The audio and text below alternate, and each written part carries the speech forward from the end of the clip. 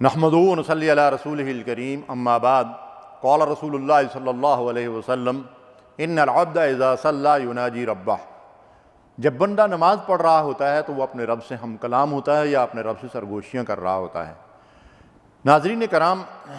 ہماری نمازیں کیسی ہیں اور اصل میں نماز کی اصل حقیقت اور اس کی روح کیا ہے؟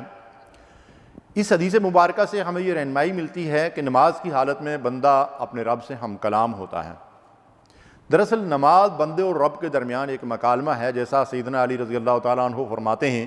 کہ جب میرا جی چاہتا ہے کہ اللہ سے ہم کلام ہوں تو میں نماز پڑھنے لگتا ہوں، اور جب میرا دل چاہتا ہے کہ اللہ مجھ سے ہم کلام ہو تو میں قرآن پڑھنے لگتا ہوں۔ اللہ اکبر۔ حدیث قدسی ہے جس میں اللہ کے حبیب علیہ الصلوۃ والسلام نے ارشاد فرمایا قسمت الصلاۃ بینی و بین عبدی نصفین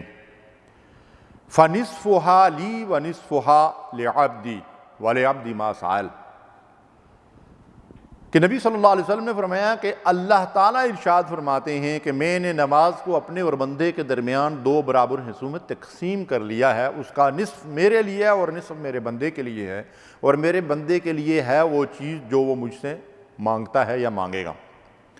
اور جب بندہ سورہ فاتحہ شروع کرتا ہے تو اللہ کے نبی صلی اللہ علیہ وسلم نے فرمایا اذا قال العبد الحمد للہ رب العالمین قال اللہ تعالی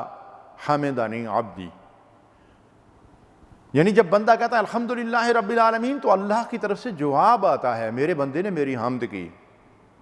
وَإِذَا قَالَ الْعَبْدُ الرَّحْمَنِ الرَّحِيمِ قَالَ اللَّهُ تَعَالَى اثْنَى عَلَيَّ عَبْدِي،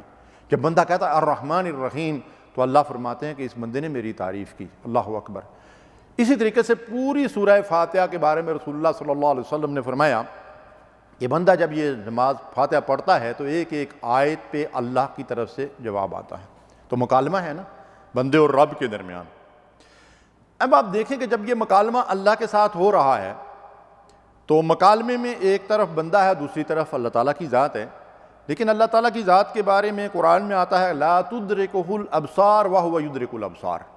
اللہ اکبر۔ آنکھیں اس کو نہیں دیکھ سکتی لیکن وہ آنکھوں کو دیکھ رہا ہوتا ہے، جیسا کہ حدیث پاک میں آتا ہے کہ ان تعبدوا اللہ کأنک تراہ فإن لم تکن تراہ فإنہ یراک، تم ایسے اللہ کی عبادت کرو جیسے اس کو دیکھ رہے ہو، اگر اس کو نہیں دیکھ رہے ہو تو وہ تو تمہیں دیکھ ہی رہا۔ وَهُوَ مَعَكُمْ أَيْنَمَا كُنْتُمْ، تم جہاں کہیں ہوتے ہو وہ رب تو تمہارے ساتھ ہوتا ہے۔ تو ہماری کوئی حرکت کوئی عمل اس رب سے پوشیدہ نہیں ہے۔ اب یوں سمجھ لیجئے کہ جب ہم نماز پڑھتے ہیں تو ہم اپنے رب کے سامنے کھڑے ہیں اور اس رب کی حمد و ثنا کر رہے ہیں، اس رب سے عہد و پیمان کر رہے ہیں، اس رب کی تعریف کر رہے ہیں، اس کی بزرگی اور اس کی شان بیان کر رہے ہیں، اس سے توبہ استغفار کر رہے ہیں، اس سے اپنے خطاؤں کی معافی مانگ رہے ہیں، اس سے دعائیں اور التجائیں کر رہے ہیں، یہی نماز ہے۔ اب ذرا سوچئے ایک لمحہ فکریہ ہمارے لیے کہ جب ہم رب کے سامنے کھڑے ہیں اور رب سے ہم کلام ہیں،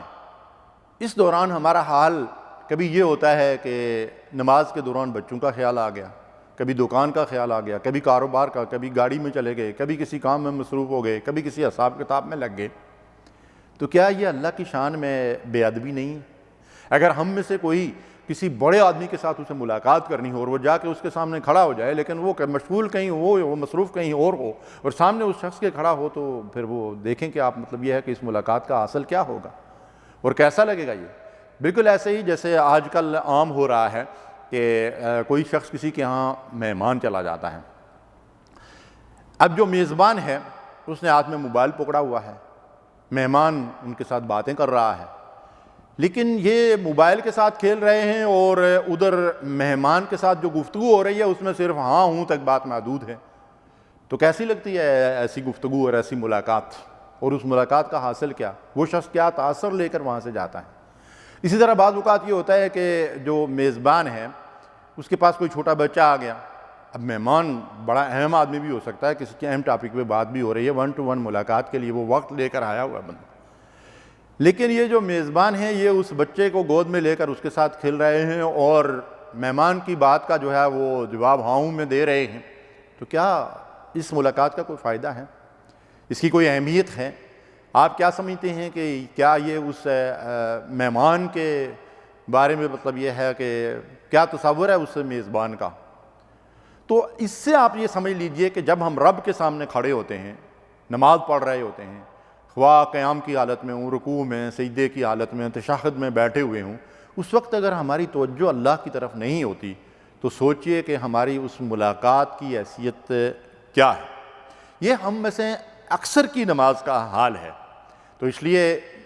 سامعین کرام، ناظرین کرام، ہمیں چاہیے کہ ہم اپنی نمازوں کو درست کریں اور اس ملاقات کو صحیح معنوں میں ملاقات بنائیں۔ اس موضوع پر انشاءاللہ میں 2-3 موضوعات پہ مزید بات کروں گا اور اسی بات کو یہاں سے آگے بڑھاؤں گا۔ وآخر دعوانا الحمدللہ رب العالمین۔